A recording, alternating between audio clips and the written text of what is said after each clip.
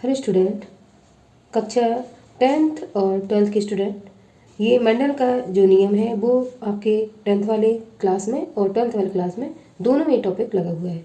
तो आइए तीसरा नियम देखते हैं मेंडल ने क्या दिया था। मेंडल का जो तीसरा नियम था, मेंडल का स्वतंत्र अभिवन का नियम, इसी को हम द्विसंकर संकरण या डाई हाइब्रिड क्रॉस के नाम से जानते हैं। तो मेंडल ने इसमें दो जोड़ी लक्षणों का अध्ययन किया था एक साथ। आइए देखते हैं नियम में। मेंडल का तीसरा नियम द्विसंकर संकरण पर आधारित है। इसमें पौधों के दो जोड़ी लक्षणों का एक साथ अध्ययन किया जाता है। जब एक साथ दो जोड़ी लक्षणों का अध्ययन किया जाता है तो इसे हम द्विसंकर संकरण कहते हैं। और मेंडल के तृतीय नियम में इन्होंने दो जोड़ी लक्षण लिए थे और प्रथम और द्वितीय जो नियम थे उनमें एक एक जोड़ी लक्षण लिए थे, जिसको मैं पीछे वीडियो में आप लोगों को पढ़ा चुकी हूँ। आगे, जब दो या दो से अधिक युग्मकों के लिए दो जोड़ी विपरीत प्रभावी लक्षणों वाले पौधों के बीच क्रॉस कराया जाता है तो इन कारकों का पृथक्करण स्वतंत्र रूप से होता है तथा ये स्वतंत्र रूप से पृथक होकर जनकों के किसी भी लक्षण के साथ संयोग बना सकते हैं। आप आगे उदाहरण में देखेंगे। जब एक पीले व गोल बीज वाले शुद्ध मटर के पौधे का संकरण शुद्ध हरे व झुर्रीदार मटर के पौधे से कराया जाता है तो निम्न प्रकार के परिणाम प्राप्त होते हैं। अब इसको रेखा चित्र बनाकर हमें समझाना होगा। जो पुन्नेट चौखाना होता है उसमें इनके लक्षण को लिखते हैं। आइए देखते हैं। मेंडल के स्वतंत्र अभिवन के नियम का सरल रेखीय प्रदर्शन। P1 पीढ़ी में हम पीला और गोल इस तरीके का प्लांट लेंगे और दूसरा प्लांट जो मादा होगी हरा और झुर्रीदार लेंगे। तो दो जोड़ी लक्षण हुए। पीले को हम बाई बाई और गोल को हम आर आर कैपिटल इस तरीके से शब्दावली लेंगे जो कि मेंडल ने बताई हुई है, और हरे को स्मॉल बाई बाई से और झुर्रीदार को स्मॉल आर आर से हम नोट करेंगे। आगे जब इन दोनों का क्रॉस आपस में कराएंगे तो F1 पीढ़ी में capital Y small Y capital R small R, ये सभी पीले व गोल संकर पौधे हमें प्राप्त होंगे। ठीक है, संकर पौधे होने कहते हैं जो उच्च क्वालिटी का या जो पीला और गोल पौधा लिया हमने वो नर, और मादा जो हरा और झुर्रीदार जो मादा है उसके दोनों के मिक्स कैरेक्टर जब आते हैं तो उसको हम संकर प्लांट या हाइब्रिड प्लांट कहते हैं। तो इस तरीके से सभी पीले व गोल मेंडल के प्रथम नियम के अनुसार हमें इस तरीके के पौधे प्राप्त होंगे। अब P2 पीढ़ी में हम जो सभी पीले व गोल संकर पौधे प्राप्त हुए हैं उन्हीं में आपस में हम स्वपरागण या सेल्फ पोलिनेशन की क्रिया कराएंगे, जैसा कि मेंडल ने द्वितीय नियम में अपने किया था। अब जब हम दोनों में स्वपरागण कराएंगे तो युग्मक निकालने पड़ेंगे पहले हमें। तो युग्मक जब हम निकालेंगे तो युग्मकों का जब हम इसका काम इससे कराएंगे तो कैपिटल वाई कैपिटल आर, फिर हम इसका कार्य इससे कराएंगे कैपिटल वाई स्मॉल आर, फिर इसका कार्य हम इससे करेंगे स्मॉल बाई कैपिटल आर, फिर इसका काम हम इससे कराएंगे स्मॉल बाई स्मॉल आर। तो इस तरीके से हमें नर युग्मक निकालने होंगे। अब इसी तरीके से मादा युग्मक भी क्योंकि सेम है स्वपरागण कराया तो जो नर युग्मक हमें ये प्राप्त हुए तो मादा युग्मक भी हमें यही प्राप्त होंगे। तो इस तरीके से नर युग्मक हमने लिख लिए। ये जो साइन है वो नर युग्मक को दर्शा रहा है और ये वाला साइन ये मादा युग्मकों को दर्शा रहा है। तो इस तरीके से हमने एक वर्गाकार पुन्नेट चौखाना बना लिया जो आरसी पुन्नेट ने चौखाना दिया था। अब हम इन दोनों में युग्मकों में ठीक है क्रिया कराएंगे तो capital Y capital R capital R, इस तरीके से दोनों में जब क्रिया कराई तो इस तरीके से अब कैपिटल वाई को हमने ऊपर क्या माना पीला और कैपिटल आर को क्या माना गोल। तो इस तरीके से हम इस ब्रैकेट में लिखते जाएंगे पीला व गोल। फिर इसका कार्य हम इससे कराएंगे capital Y capital R small R, फिर कैपिटल वाई को हमने क्या माना पीला, और मेंडल के प्रथम नियम के अनुसार ये कैसे प्राप्त हुए गोल। ठीक है, तो हम क्या लिख देंगे पीला व गोल। फिर इसका कार्य हम इससे कराएंगे capital Y small Y capital R. तो कैपिटल वाई स्मॉल वाई क्या होगा पीला और आर क्या होगा गोल। फिर इसका कार्य हम इससे कराएंगे capital Y small Y capital R small R. Capital Y small R क्या होगा पीला और कैपिटल आर स्मॉल आर क्या होगा गोल। आप इस मादा युग्मक का कार्य हम इससे कराएंगे capital Y capital R small R. Capital Y फिर से क्या हो जाएगा पीला और कैपिटल आर स्मॉल आर क्या हो जाएगा गोल। फिर इसका कार्य हम इससे कराएंगे capital Y small R. Capital Y क्या हो जाएगा पीला और स्मॉल आर को देखिए हमने क्या माना हुआ है यहाँ पे झुर्रीदार, तो हम इसमें क्या लिख देंगे पीले के साथ हमें क्या मिला झुर्रीदार। फिर इसका कार्य हम इससे कराएंगे capital Y small Y capital R small R. Capital Y small R फिर पीला और कैपिटल आर स्मॉल आर फिर गोल। इसका कार्य फिर हम इसके साथ कराएंगे कैपिटल वाई स्मॉल आर। फिर क्या मिलेगा पीला और स्मॉल आर क्या मिलेगा झुर्रीदार।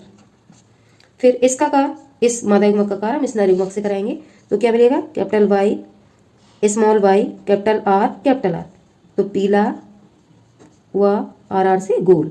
फिर इसका इससे करेंगे capital Y small Y capital R small R, तो कैपिटल वाई स्मॉल आर पीला और कैपिटल आर स्मॉल आर गोल। इसका कार्य फिर इससे कराएंगे, small Y capital R capital R. Small Y Y को देखिए हमने क्या माना हुआ है, हरा, तो इस तरीके से हम ब्रैकेट में नोट डाउन कर देंगे, हरा और कैपिटल आर आर को गोल। फिर इसका कार्य हम इसे कराएंगे, small Y capital R small R. Small Y को हमने क्या माना, हरा और कैपिटल आर स्मॉल आर को गोल। फिर इसका कार्य हम इसे कराएंगे, capital Y small Y capital R small R. फिर इसका कार्य इसे कराएंगे, capital Y small R small R. Capital Y small R फिर क्या हो जाएगा, पीला, कैपिटल आर स्मॉल क्या हो जाएंगे, गोल, और कैपिटल वाई स्मॉल वाई फिर पीला, और आर आर हमने ऊपर क्या माना हुआ था, झुर्रीदार। तो फिर से हम क्या लिख देंगे, आर आर में झुर्रीदार। इसका कार्य इससे कराएंगे, small Y capital R small R. Small Y को हमने क्या माना था, हरा और कैपिटल आर स्मॉल आर को गोल। फिर इस मादा युग्मक से फिर इस नर युग्मक का क्रॉस कराएंगे, small Y small R small R. Small Y को हमने क्या माना था, हरा, और स्मॉल आर आर को हमने क्या माना था, झुर्रीदार।